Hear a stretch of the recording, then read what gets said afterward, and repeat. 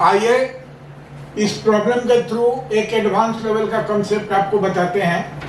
ये दो incline plane है, one is 37 degree to the horizontal and other is 53 degree, right. या इस प्लेन से एक प्रोजेक्टाइल 100 मीटर पर सेकेंड के स्पीड से प्रोजेक्ट होता है perpendicular to this plane and it strike this plane also perpendicularly, right?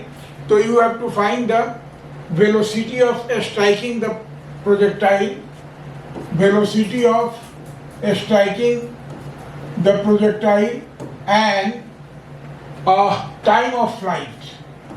Time of flight, दो चीजें आपको निकालनी है, राइट? तो देखिए बहुत ही अच्छा कंसेप्ट है भाई। यहाँ से 90 डिग्री पर ये प्रोजेक्ट किया, तो आइए इसका हम कंपोनेंट निकाल के आपको दिखाते हैं।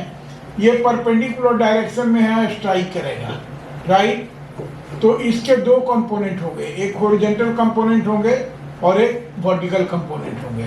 Suppose its velocity is v, now this angle is 53 degree, so therefore this angle is 53 degree, right? So this angle is 37 degree, this angle is 37 degree. So this component is v cos 37 degree and this component is v sin 37 degree, right? यहाँ पर हुआ। यहाँ की हम बात करें तो देखिए ये प्लेन का इंक्लिनेशन 37 डिग्री है, तो दिस एंगल इज 37। सो इस डायरेक्शन में इसका कंपोनेंट क्या होगा अगर सपोज, तो this angle is 53, this angle is 53, right, 53 degree. तो अगर ये है तो इस डायरेक्शन में इसका कंपोनेंट क्या हो जाएगा 100 cos 53, 100 cos 53, और इस डायरेक्शन में इसका कंपोनेंट क्या हो जाएगा, this is 100 sin 53, right, 100 sin 53। अब आपको 53 और 37 का एक फीचर बना देते हैं। नाउ आप एकदम याद कर लीजिएगा, this angle is 37 and this angle is of course 53। तो 37 के सामने वाला side 3, this is 4 and hypotenuse is always 5। तो यहाँ से आप साइन कॉस का वैल्यू कैलकुलेट कर सकते हैं। अब देखिए कंसेप्ट ये है कि ना आप जानते हैं कि पूरे प्रोजेक्टाइल मोशन में हॉरिजॉन्टल वेलोसिटी कभी चेंज नहीं होता है, right. Component of horizontal velocity कभी चेंज नहीं होता है। तो यहाँ पर है v cos 37 डिग्री और यहाँ पर है 100 cos 53 डिग्री। तो therefore v cos 37 degree, v cos 37 degree will be equal to 100 cos 53 degree, 100 cos 53 degree, right. अब देखिए v cos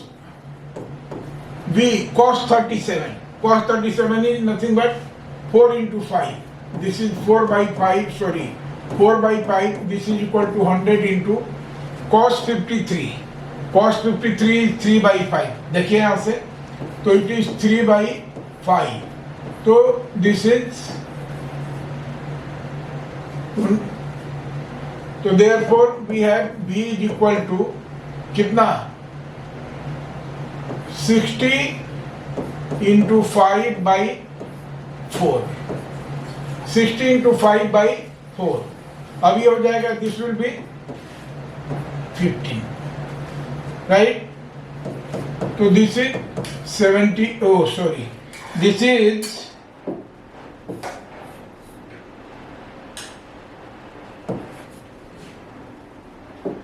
तो this is 75 meter per second, right.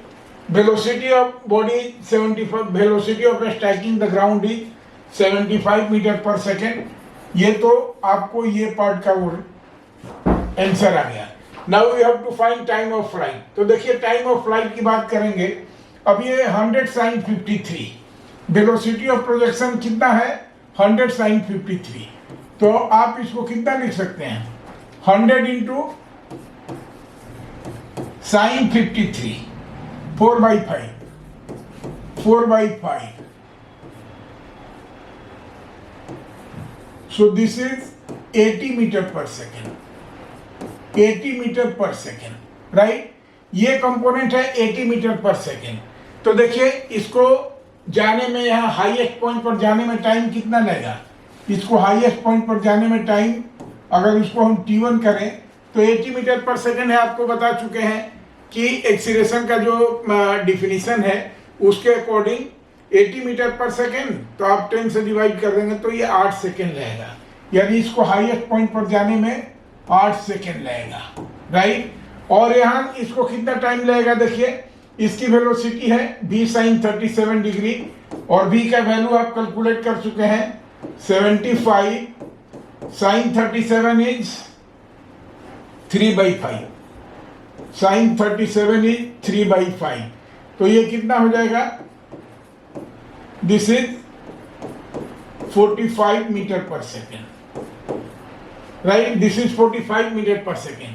तो यहां से इसको इस पॉइंट पर आने में कितना टाइम लग जाएगा? अगर T2 की हम बात करें तो T2 यहां से कितना है? 45 मीटर हर सेकेंड में स्पीड कितनी बढ़ेगी? 10 मीटर पर सेकेंड. तो 45 के लिए 4.5 सेकेंड. तो दिस इज 4.5 सेकेंड, राइट? तो what will be time of flight? Time of flight will be equal to T1 plus T2, and this is nothing but 8 plus 4.5, which is equal to second, which is equal to 12.5 seconds. This should be the answer. Okay.